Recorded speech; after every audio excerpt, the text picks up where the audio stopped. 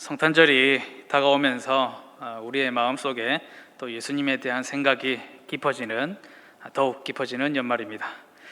광복동에서 해마다 트리 축제를 하고 있는데 이번에도 광고 포스터가 왔길래 제대로 하나보다 해서 가봤습니다.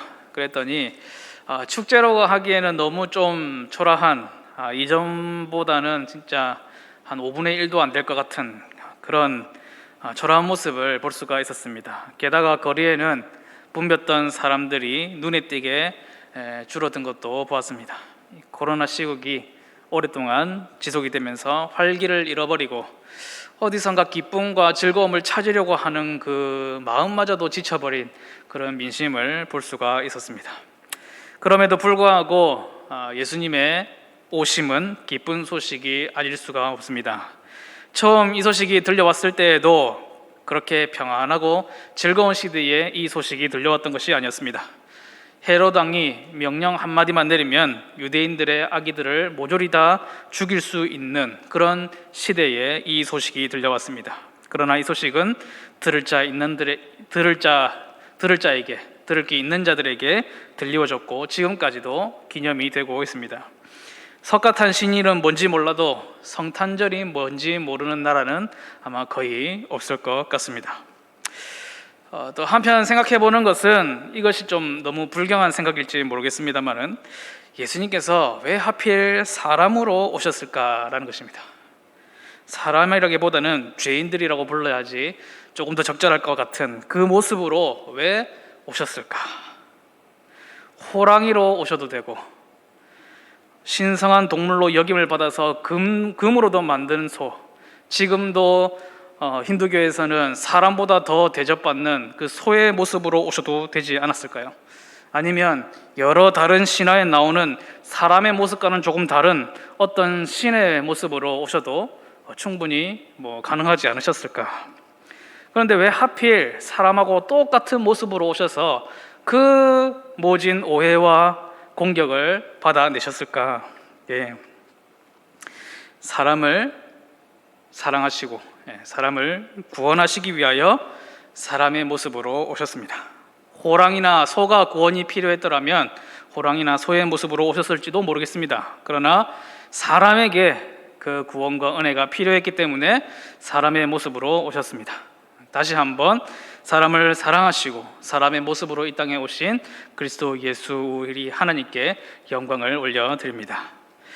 오늘 말씀의 제목을 예수님이 사랑하시는 사람 이렇게 붙여보았습니다. 예수님께서 사랑하시는 사람이라 어떤 사람일까? 아마 나 같은 사람을 사랑하지 않겠느냐라고 생각하는 분이 계실까요?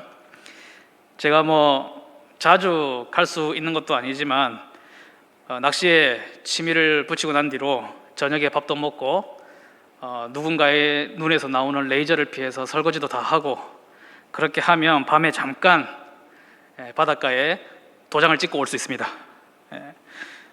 어떻게 보면 제가 좀 낚시라는 그거랑 별로 안 어울리게 생겼는지 왜 낚시를 좋아하게 됐느냐, 가면 뭐 하느냐 이렇게 저에게 물으시는 분들이 많습니다. 그러면 저는 한결같은 대답을 드려요. 예수님께서 고기 못 잡는 어부를 굉장히 좋아하시기 때문이다. 성경을 보면 고기 못 잡고 있는 어부들을 찾아가는 얘기가 굉장히 많이 나오거든요. 바다에 던진다고 해서 늘 잡히는 것이 아닙니다. 물고기 얼굴도 구경 못하고 오는 날이 더 많습니다. 그러다 보면 얘들아 너희에게 고기가 있느냐 그렇게 물으시는 예수님을 만날 수 있을 것만 같은 그런 느낌이 드는 것이죠. 실제로 비슷한 경우도 있었습니다. 어느 날 영도에서 낚시를 시작하는데 차가 딱 한 대 되어져 있고 그 너머에 아저씨 한 분이 낚시를 하다가 저에게 와서는 고기 좀 있습니까? 하는 겁니다. 그래서 웬 예수님 같은 물음인가 해서 봤더니 목소리도 어디서 많이 들은 듯하고 모습도 보니까 딱 알아보겠는 겁니다. 이상인 장로님을 만났습니다. 정말 예수님을 만난 것만 같은 기쁨이 있었습니다. 게다가 고기가 있는지 물으셨을 때 저는 없나이다 대답을 했거든요. 사진도 같이 찍고요. 예수님께서 저를 사랑하셔서 뜻밖의 귀한 만남을 허락하셨던 것 같습니다. 사람을 향한 사랑이 너무 많으셔가지고 사람의 몸을 입고 오신 예수님, 심지어 그 몸에 달려있는 그 목숨까지도 사람을 위하여 내어주신 예수님이 좋아하시는 사람이란 어떤 사람이겠느냐? 첫 번째로 죄인을 좋아하십니다. 은혜 받으실 만한 분은 은혜 받으시기 바랍니다. 저는 죄가 많기 때문에 이것이 은혜가 됩니다. 예수님께서 그 하늘의 영광을 버리고 이 땅에 사람의 모습으로 오신 이유, 그 첫 번째는 죄인을 좋아하셨기 때문입니다. 이 잔치를 베풀 때에도 사람을 차별하지 않으셨습니다. 자칭 의인이라고 생각하는 사람들이 죄인이라고 낙인 찍은 불쌍한 사람들, 혹은 진짜 죄인이라고 할지라도 차별하지 않으시고 함께 경상을 하시고 덕담을 나누시고 함께 교제하셨습니다.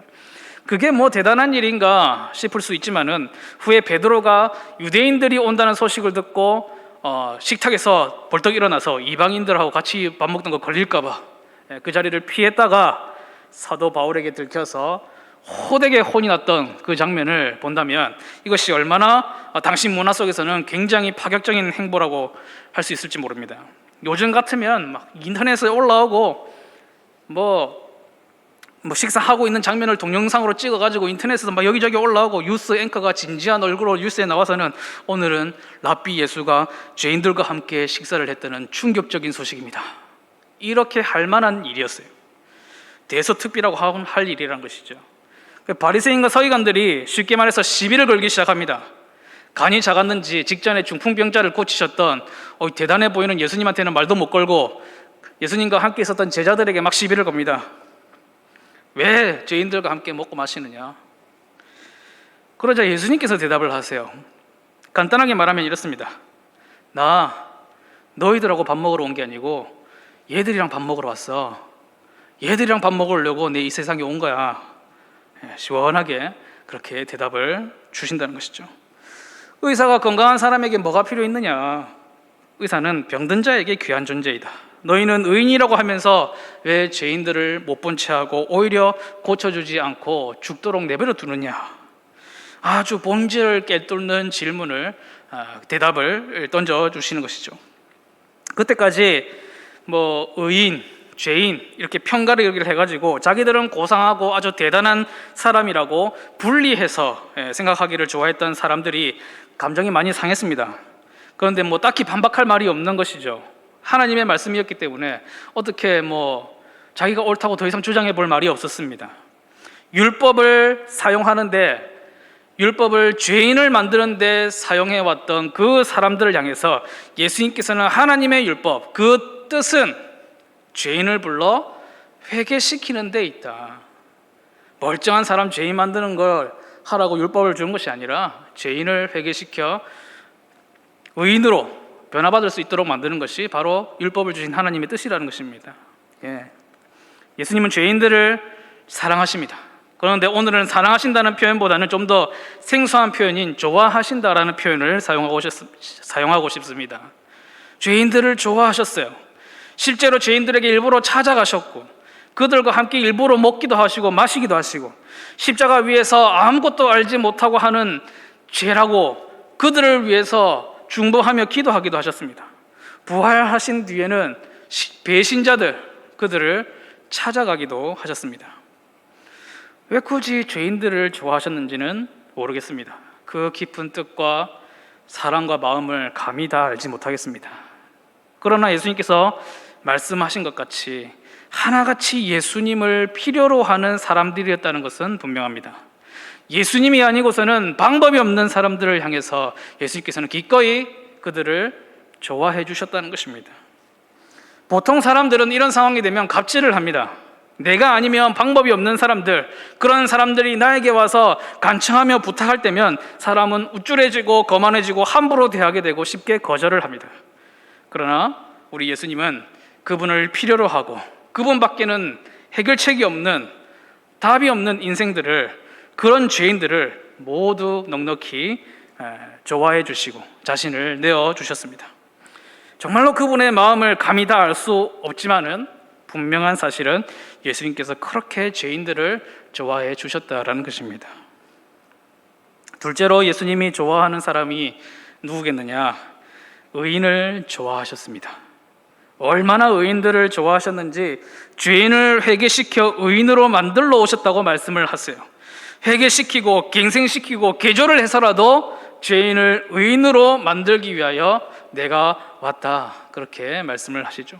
칭찬도 많이 하셨습니다. 세례 요한을 보실 때에는 여자가 낳은 자 중에 요한보다 큰 자가 없다, 그렇게 칭찬하시고, 나다나엘을 보셨을 때는 와, 이는 참으로 이스라엘 사람이다, 그 속에 간사한 것이 없다, 그렇게 칭찬을 하셨고, 자신의 죄를 고백하고 회개의 열매를 맺었던 삭개오를 향해서 오늘 구원이 이 집에 이르렀으니 이 사람이 바로 아브라함의 자손이다, 그렇게 선언도 하셨습니다. 한 번은 한 사람이 찾아와서 내가 무엇을 해야 영생을 얻겠습니까? 그렇게 물었습니다. 예수님께서 계명을 지켜라, 네가 잘 알지 않느냐? 하나님의 계명들 이러이러한 것들이 있으니 네가 지키면 된다. 그러니까 그 사람의 대답이 그것은 내가 어려서부터 다 지켜왔습니다. 그렇게 대답을 하니까 마가복음 10장 21절에 보면 그 대답을 들으신 예수님의 반응이 나옵니다. 예수께서 그를 보시고 사랑하사 이르시되, 전심을 다해서 계명을 지키고자 한 그 열심도 예수님께서 사랑하십니다. 다만 재물이 많은 것을 나누어 주라고 말씀을 하셨죠. 그것은 좀 더 복잡한 이야기지만 간단하게 말하면 하나님의 뜻대로 살고자 한 노력도 아주 귀한 것으로 예수님께서 좋아해 주셨고 귀하게 여겨 주셨다라는 것입니다.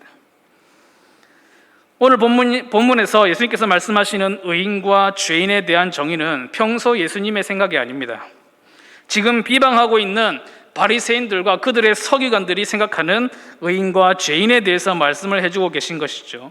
사실 예수님 앞에 나서면 자기가 죄인인 줄 모르는 죄인, 자기가 죄인인 줄 아는 죄인, 그거밖에 없습니다. 다 죄인들 뿐입니다. 먼저 된 자 나중되고 나중된 자 먼저 될 자가 있느니라, 그럴 자가 많으니라 하신 말씀처럼 오히려 뒤집어 생각해야 될지도 모르겠습니다. 오히려 예수님과 지금 식사와 음료를 마시고 있는 그 사람들 중에서 의인을 찾을 수 있을지 모르겠어요. 그런 의미에서 의사의 비유를 드시는 것이 의미가 있다, 그렇게 생각이 됩니다. 의사는 먼저 환자가 찾아와서 자기가 겪고 있는 증상을 이야기하고 그것을 듣고 추가적인 검사를 진행하고 또 치료를 합니다. 그런데 환자가 자신이 아픈 것을 인정하지 않고 의사를 찾아가지 않을 뿐만 아니라 건강한 사람이라고 자부하면서 조심해야 할 것들을 조심하지 않고 의사의 말을 귀담아 듣지 않고 반대로만 행동한다면 어떻게 되겠습니까? 예정된 멸망을 맞이할 뿐이죠. 마찬가지로 예수님은 끝까지 자신들이 영적으로 건강하고 정상이라고 생각하는, 그렇게 주장하는 그 의인들을 향해서 그래, 너희 의인들, 내가 너희를 위해서 온 것이 아니라 죄인을 불러서 진짜 의인을 만들러 왔단다, 그렇게 말씀하고 계신 것이죠. 율법을 마치 자기들이 가지고 있는 특권으로 생각하고 세상을 아름답게 변화시키고 죄인들을 회개시키는 일에는 조금도 관심이 없이 오히려 더 죄인을 만들어내고 정죄하면서 자신들의 입지를 공고히 하고 있는 그들을 향해서 마치 이렇게 말씀하시는 것 같습니다. 그래, 너희 의인 다 해라. 의인 너희가 다 해먹어라. 그러나 하나님 앞에서는 율법을 듣는 자가 의인이 아니요 오직 율법을 행하는 자라야 의롭다 하심을 얻는다. 잘 생각해봐라. 잘 생각해봐라. 우리 예수님은 의인을 좋아하셔요. 하나님을 믿고 사랑하고 의를 행하는 자를 너무나도 좋아하십니다. 심지어 자칭 의인이라고 했던 그 유대 지도자들도 사실은 좋아하셨어요. 그들을 진심으로 미워하고 버리고자 하셨더라면 꾸중도 아니하셨을 것이고 말씀도 아니하셨을 것이고 관심도 주지 않으셨을 것입니다. 그러나 예수님께서 예루살렘 성벽을 붙들고 눈물을 흘리시는 그 애타는 사랑이 그들을 향하고 있음은 아무도 부정하지 못할 것입니다. 마지막으로 예수님이 좋아하시는 사람 누구일까요? 그냥 사람입니다. 오늘 말씀의 제목을 보면서 그래, 예수님이 좋아하시는 사람이 누굴까? 누구라고 설교할까? 그렇게 생각을 하셨을 것 같습니다. 지금까지 저도 그렇게 말씀을 전했죠. 그러나 죄인이고 의인이고 앞글자는 변해도 변하지 않는 한 글자가 있으니 바로 사람 인자입니다. 오늘 말씀의 제목의 진정한 의미는 예수님이 좋아하시는 사람의 종류가 아니라 예수님이 사람을 좋아하신다라는 뜻이 되겠습니다. 오늘 본문의 말씀은 물론이고 예수님의 말씀은 각자에게 맞는 교훈을 주시기 위해서 이런 말씀 저런 말씀 여러 방면으로 말씀을 주십니다만은 예수님께서 가장 좋아하시는 것은 이것저것 따져볼 거 없이 사람이라는 것입니다. 세상 만물을 다 지으시면서 그것이 보시기에 좋으셨으나 심히 좋다 하신 것은 바로 사람이었습니다. 직업에 귀천이 있습니까? 뭐 있다고 주장을 한다 해도 예수님 앞에서는 아무 상관이 없습니다. 100의 죄를 지은 자와 50의 죄를 지은 자가 같은 벌을 받을 수 있겠습니까? 치러야 하는 대가는 다를 것입니다. 그럼에도 불구하고 예수님 앞에서는 50보 100보도 아닙니다. 그저 죄 앞에 연약한 사람일 뿐입니다. 내가 의를 행한다고 해서 예수님 나만 좋아해 주십시오, 저 사람은 벌 주십시오, 그렇게 사주할 수가 있겠습니까? 그럴 수 없다는 것입니다. 아주 목욕을 시켜달라고 달라들었던 베드로를 다독이신 것처럼 그저 모두의 발을 씻겨주시는 분이 바로 예수님이시다라는 것이죠. 여러분, 교회 안에는요 정말 다양한 사람들이 있습니다. 심지어 저 같은 사람도 있어요. 다양한 직업과 여러 가지 생각을 가진 사람들, 100명의 사람이 있으면 100명의 의견이 있고 10,000명의 사람이 있으면 10,000명의 의견이 있다, 그렇게 얘기합니다. 죄인도 있고 의인도 있습니다. 전도를 받아서 왔지만은 아직 예수님을 잘 알지 못하고 인격적으로 만나보지 못한 분들도 있고, 영적인 공허함과 답답한 심령을 가지고 나와봤지만 아직 진심 어린 신앙 고백이 그 속에서부터 나오지 않는 분들도 있을 수 있습니다. 반면에 예수님을 이제 믿고 말씀에 순종하여 의를 행하고자 노력하시는 분들도 많습니다. 어떤 사람이든 사람이 모인 곳이기 때문에, 사람이 모인 곳이 교회이기 때문에 우리 주님께서 그 모임을 좋아하시고 사람을 좋아하시고 그 사람이 모인 공동체인 교회를 사랑하신다라는 것입니다. 예수님이 어떤 사람을 좋아하는지 순위를 매길 수는 없다고 말씀을 드렸지만 예수님께서 진심으로 화를 내시고 꾸중하신 사람들을 보면 한결같은 공통점을 가지고 있습니다.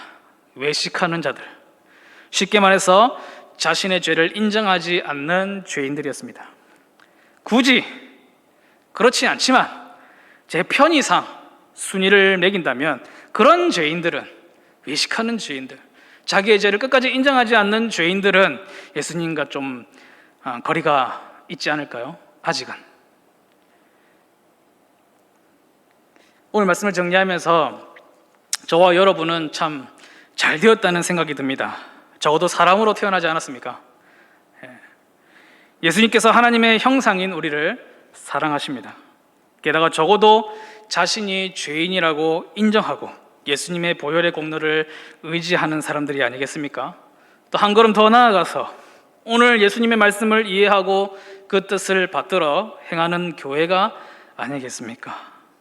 병자들에게 의사가 필요하듯 죄인들을 불러 회개하게 하고 가르쳐 지키게 하여서 건강한 제자로 세우는 일, 감히 예상을 해보건대 사람을 좋아하시는 예수님께서 그 중에서도 가장 좋아하는 사람들을 꼽자면 교회임을 믿습니다. 2022년 새해에도 예수님의 최고의 사랑을 받는 우리 수정교회가 되기를 주님의 이름으로 축복합니다.